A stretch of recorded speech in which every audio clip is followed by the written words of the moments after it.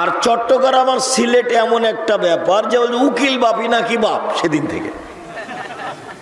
এখন বাপের সাথে আর কোনো যোগাযোগ নেই। উকিল বাপ যাবে বেটির বাড়ি, ওই বেটি আবার উকিল বাপের বাড়ি আসবে, ও নাকি বেটি হয়ে গেছে। কিভাবে কি বাজে হইলো, পাগল হয়ে গেছে ধর্ম। বিবাহতে উকিল বাপ লাগে, উকিল বাপই হারাম। উকিল বাপ শব্দ বিবাহতে হারাম। যেমন আমি বলেছি যে ওই কাজীর খাতাতে 4 জন সাক্ষীর কথা আছে, 4 জন সাক্ষী। আরে 4 জন সাক্ষী লাগে জেনা প্রমাণ করতে, তো বিবাহ প্রমাণ করতে 4 জন সাক্ষী লাগবে। তার মানে কি উনি বলতে চাচ্ছেন বা এদেশের নিয়ম কি বলতে চাচ্ছে যে বিবাহ জেনা? উনি 4 জন সাক্ষী লিখবেন কেন? কাজীর ওই খাতা টয়লেট পেপার হিসাবে ব্যবহারের যোগ্যতা রাখে না। শুনুন, 3 শ্রেণীর মানুষ জান্নাতে যাবে না। এই ছেলে, তুমিও রেডি হও। জাবের এখন কি বলছেন এটা মনে রেখো। উপস্থিত বৈঠকের মুসলিম বোন, আপনাকে আমি কষ্ট দিতে আসিনি। আমি যেটা বলছি সেটা বাস্তব আপনাকে বলছি। জাবের বলছেন, আল্লাহর নবী আমার বাপ উহুদের যুদ্ধে শহীদ হয়েছেন 6 জন মেয়ে রেখে, আমার 6 জন বোন আছে। আল্লাহর নবী আমার বাপ ইন্তেকাল করেছেন, শহীদ হয়েছেন 6 জন মেয়ে রেখে, আমার 6 জন বোন আছে। তো আমি আমার বোনদের বয়সের মেয়েকে বিবাহ করতে চাইনি। না না না না না, আমার বোনদের বয়সের মেয়েকে আমি বিবাহ করব না। 4টা কারণে। এক, লেতুয়াত দেওয়া হন না, আমার বউ যেন আমার বোনদেরকে শিষ্টাচার শিখাতে পারে। তার মানে তোমার মা তোমাকে আর তোমার বোনকে কি শিখাবে? শিষ্টাচার শিখাবে। 1। 2, বলে তুয়াল্লেমা হন না, আমার বউ যেন আমার বোনদেরকে বিদ্যা শিখাতে পারে। 3, বলে তুরাজ্জেলা হন না, আমার বউ যেন আমার বোনদের মাথার চুল চিরুনি করে দিতে পারে। 4,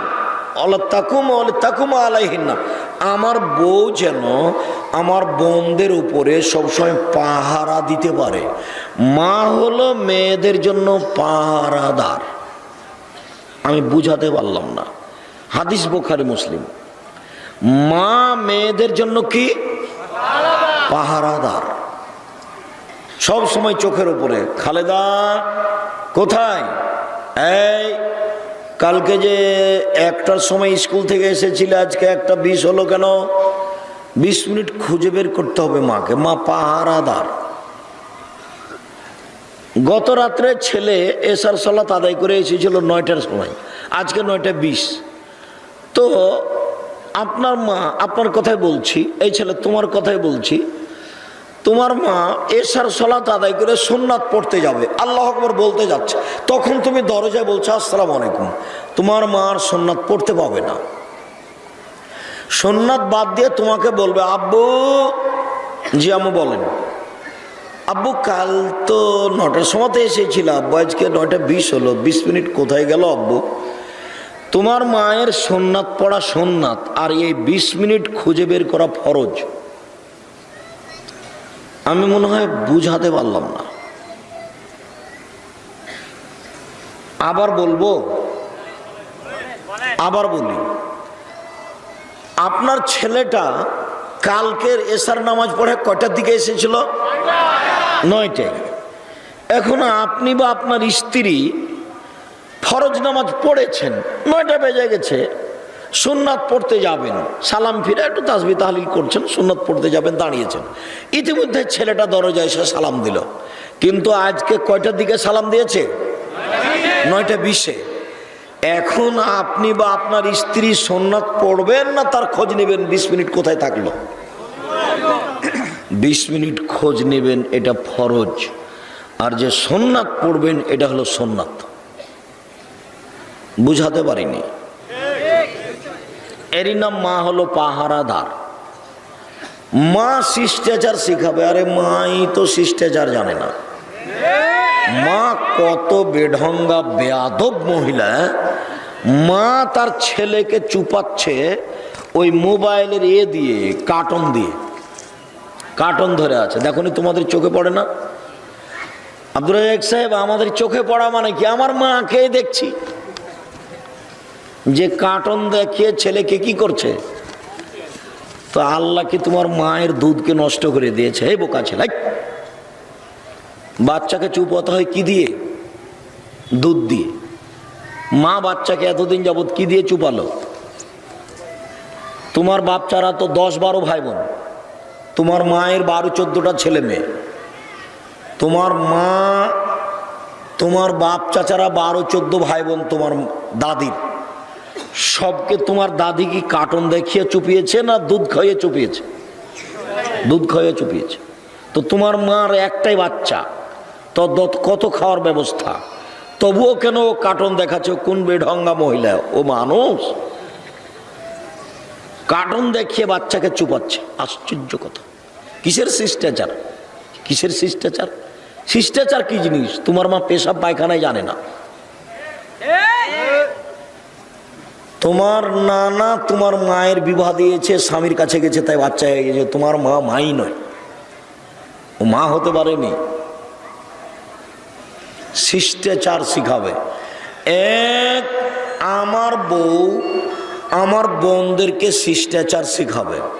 2, আমার বউ আমার বোনদেরকে বিদ্যা শিখাবে। 3, আমার বউ আমার বোনদের মাথার চুল চিরুনি করে দিবে। 4, আমার বউ আমার বোনদের উপরে পাহারাদার হিসাবে থাকবে। এই জন্য আমি আমার বোনদের বয়সের মেয়েকে বিবাহ করিনি, আমি একটু বেশি বয়সের মেয়ে বিবাহ করেছি। আমি কি বুঝাতে পেরেছি? জাবেরের কয়জন বউ? এক হাদিসে এসেছে 9 জন, একটাতে এসেছে 8 জন, একটাতে এসেছে 7 জন। সব হাদিসগুলি বুখারী মুসলিম। একটাতে 6 জন এসেছে। তো এই এতগুলো ছেলে মেয়ে রেখে তার বাপ কি হয়েছে? শহীদ হয়ে গেছে। তখন ও চিন্তা ভাবনা করলো যে আমার বোনদের বয়সের একটা মেয়েকে আমি বিবাহ করব না, এমন একটা মেয়ে বিবাহ করব যে আমার বউ যেন আমার বোনদের জন্য মায়ের কাজ করে, মায়ের। তো এইটা তোমার ছোট ভাই যে তোমার পাশে বসে আছে, এটা তোমার ছোট ভাই। দেখো তার প্যান্টটা টাকানোর নিচে আছে। এই প্যান্টটা তোমার মা রোজ সাফ করে শুকায়। তোমার মায়ের চোখে পড়ে না যে বাচ্চার প্যান্টটা টাকানোর নিচে আছে? বলে এ মা না কি অন্য কিছু? এ মাও নয়, এ খালাও নয়।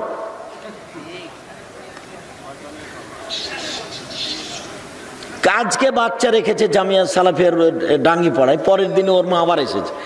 তখন আমি বলছি, তো মহিলা মনে একটু কষ্ট বলে আজকেই, যে আপনি মা না আপনি খালা না চাচি? না, মা হলে হতে পারে না। আমার নিজের মায়ের কথা বলছি। আমি একদিন নাচল মাদ্রাসার, নবাবগঞ্জ নাচল মাদ্রাসার আমরা ছাত্র। তো ট্রেনে চড়ে নাচল যেতে হয়। তো একদিন যাবো না, একটু দেরি করছি, যার জন্য নদীতে সাঁতার দিচ্ছি। অনেক নদীতে সাঁতার দিয়ে 12টার দিকে এসেছি। তা আমার মা ভাত রান্না করে নিয়ে বসে আছে। তখন আমার মা বাড়িতে ঢুকতে আমাকে বলছে যে তাড়াতাড়ি খেয়ে নে, বের হ, দেরি করে আসলি কেন, এত দেরি হয়ে গেল। তো আমি বলছি যাব না, ভাতে বসেছি আমি। কিন্তু আমি বলছি আজকে যাব না, কাল যাব। তো বলছে না আজকে যেতে হবে। আমি বলছি না যাব না, কাল যাব। তো বলছে না আজকে যেতে হবে। তখন আমি বলছি যে ভাত খাবো না। তো আমার মা বলছে খাস না। তা আমি উঠে গেছি। এখন উঠে আমি ব্যাগটা নিয়েছি, বের হবো। তখন আমার মা বলছে যে টাকা নেই। তা আমি বলছি টাকা নিব না। তো বলছে টাকা নিস নে, যা। আরে না খেয়ে টাকা না নিয়ে বের হয়ে গেলাম। তো আমার মা নরম হলো না? অবাক। আজও আমার মা আছে, টাকা ছাড়াই ভাত ছাড়াই বের করে দিল, কিন্তু আমার মা নরম হলো না, একটুকু নরম হলো না। আমার আজও মনে পড়ে দিনের মতো সেই ঘটনা। নরম হয়নি। কাল বাচ্চা রেখেছে, আজকে যখন আবার আনতে এসছে তখন আমি বলছি যে আপনি মা নন, বলেই যাব।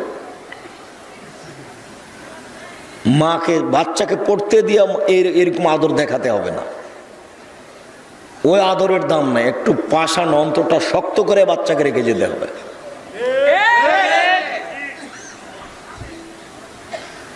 সম্মানিত দিনী ভাই বোন,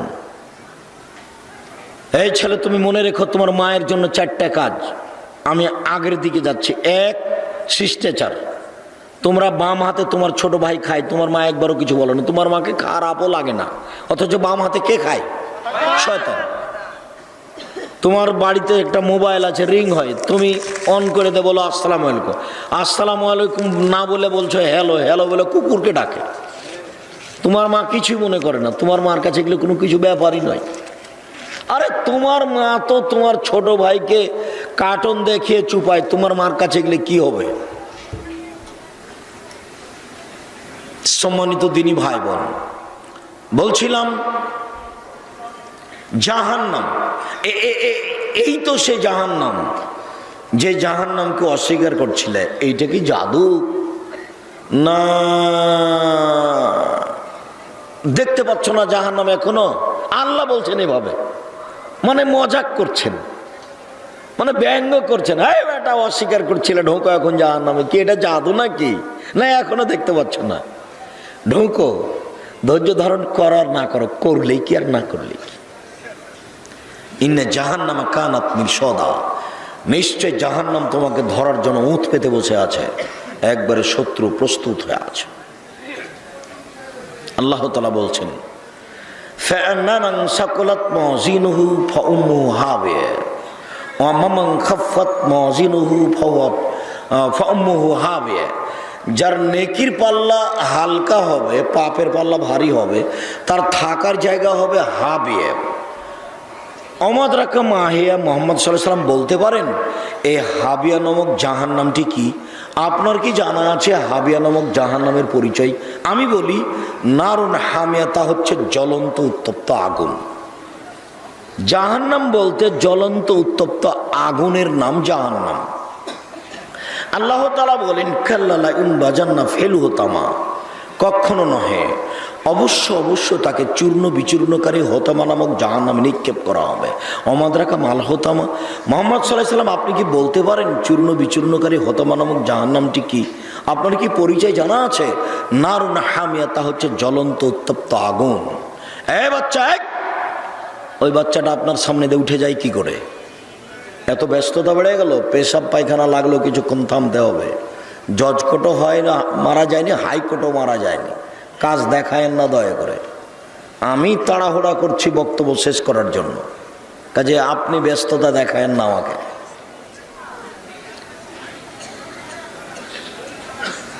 মহান আল্লাহ বলেন সাউসলিহে সাকার, অচিরে আমি তাকে সাকার নামক জাহান্নামে নিক্ষেপ করবো। অমাদ্রাকা মা সাকার, মুহাম্মদ সাল্লাল্লাহু আলাইহি ওয়াসাল্লাম আপনি কি বলতে পারেন সাকার নামক জাহান্নামের পরিচয়? আমি বলি লা তুবকি ওয়া লা তাজার। সাকার এমন একটি জাহান্নাম, যে জাহান্নাম মানুষকে ছাড়বেও না, যে জাহান্নাম মানুষকে মারবেও না। আল্লাহ জাহান্নামের পরিচয় দিচ্ছেন। আল্লাহ তাআলা বলছেন ওয়াইদিল মুত মিন কুল্লি মাকানিন ওয়া মা হুয়া বিবাইয়াত। জাহান্নামে মানুষের মরণ মানুষকে চতুর্দিক থেকে ঘিরে ধরবে, কিন্তু মরবে না। লা ইয়ামুতু ফিহা ওয়া লা ইয়াহইয়া, জাহান্নামে কেউ মরবেও না, জাহান্নামে কেউ বাঁচবেও না। তাহলে এটা কেমন জায়গা হলো? জাহান্নাম এমন একটি জায়গা যেখানে মানুষ মরেও না, যেখানে মানুষ বাঁচেও না। আবু হুরায়রা রাদিয়াল্লাহু তাআলা আনহু বলেন রাসূল সাল্লাল্লাহু আলাইহি ওয়াসাল্লাম বলেছেন ইন্না সাকরাতাল লাযীমুল তুলকা মিন শাফিরি জাহান্নাম। একটা বিশাল পাথর, 1 কোটি মণ ওজনের পাথর একটা যদি জাহান্নামের মুখের উপরে ছেড়ে দেওয়া হয়, তাহলে নিচে পৌঁছিতে সময় লাগবে 70 বছর। 1 কোটি মণ ওজনের একটা পাথর যদি 1 ঘন্টা যায় কত যেতে পারে? যদি 1 দিন নিচে যায় কত কিলো যেতে পারে? যদি 1 মাস নিচে যায় কত কিলো যেতে পারে? যদি 1 বছর নিচে যায় কত কিলো যেতে পারে? যদি 70 বছর নিচে যায় তাহলে কত কিলো যেতে পারে?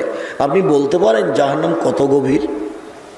কেউ জানে না, কেউ বলতেও পারবে না, কেউ কলম দিয়ে হিসাব আনতে পারবে না জাহান্নাম কত গভীর। আরেকটা কথা এখানে মনে রাখেন, আল্লাহ বলছেন ইন্নাল মুনাফিকিনা ফি দারকিল আসফালি মিনান নার। হিন্দুরা জাহান্নামে যাবে, তবে নিচে থাকবে, এই কথা আল্লাহ বলেননি। ইহুদিরা জাহান্নামে যাবে, তবে নিচে থাকবে, এই কথা আল্লাহ বলেননি। খ্রিস্টান জাহান্নামে যাবে, তবে নিচে থাকবে, এই কথা বলেননি। আল্লাহ বলছেন যারা মুনাফেক তারা নিচে যাবে, সবচেয়ে নিচে। মুনাফেককে দোকানে বসে আড্ডা পিটে বদনাম করে, যে মুনাফেককে মিথ্যা কথা বলে, যে মুনাফেককে বদনাম গীবত করে, যে মুনাফেককে ফজরের সালাত আদায় করতে মসজিদে যায় না, শুয়ে থাকে মুনাফেক সে। মুনাফেককে এসার আজান হয়ে গেল, জামাত হয়ে গেল, তবু আড্ডা পিটছে ওই দোকানের সামনে। আমি তোমাকে দোকানে বসতে নিষেধ করি না। এই ছেলে ঘুমাচ্ছ কেন? কার গায়ে হাত দিয়ে আছো? রেডি হও, প্রস্তুত হও। দোকানে বসতে আমি নিষেধ করিনি। বলেছি যে 1 কেজি লবণ কিনতে গেছো আর 100 মরিচ নিবা, কিনা হয়ে গেলে 1 মিনিট দাঁড়াবা না ওখানে। কেন? দোকানের সামনে একটা বেঞ্চ আছে, ওখানে 2 জন বসে আছে, ওখানে আর একজনের বদনাম হচ্ছে। তুমি যদি ওখানে দাঁড়িয়ে থাকতে বলো যে ঠিক বলেছিস, তাহলে কি হবে? এখন গীবত হয়ে গেল। তুমি এখন ক্ষমা নাও দেখি আল্লাহর কাছে, এইটুকু কথা তোমার। ক্ষমা নাও দেখি, মরা পর্যন্ত ক্ষমা চাইলে এটা হবে না। যার বদনাম করা হচ্ছিল এখন তোমাকে যেতে হবে, তার হাত ধরে ক্ষমা নিতে হবে। এই জন্য তুমি দোকানের সামনে বসবে না। আবার দোকানের টিভি আছে, ল্যাংটা মেয়ে নাচে, পতিতালয়ের মেয়ে নাচে, তুমি এখানে বসে থাকো, আর তোমার চাচা মাথায় টুপি দিয়ে ওখানে বসে থাকে। এসার সালাত আদায় করে বাড়ি যায়নি, ও টিভির সামনে বসে আছে। ল্যাংটা মেয়ে নাচছে, সবাই খুশি। উলঙ্গ মেয়ে দেখে চক্ষু ঠান্ডা করে, কলিজা ঠান্ডা করে তোমার চাচা জান্নাত কিনতে চায়।